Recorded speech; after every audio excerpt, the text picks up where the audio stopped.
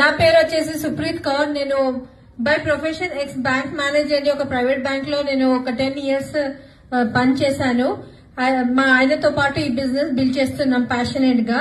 అయితే ఒక మాట అర్థమైంది, మనం చేసే జాబ్ లో మనకు జీతం వస్తుంది కానీ జీవితం అనేది ఉండదు.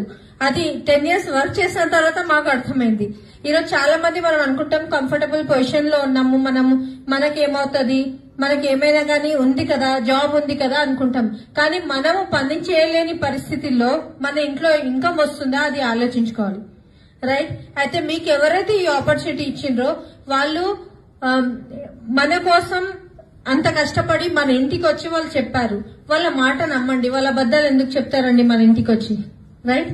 వాళ్ళని ఒక 3 years నమ్మి గట్టిగా వాళ్ళ చేయి పెట్టుకొని వాళ్ళు చెప్పినట్టు చేస్తే 100% మనం ఇక్కడ జీవితంలో ముందుకు వెళ్తాము. ఇక్కడ చూడండి, ఫస్ట్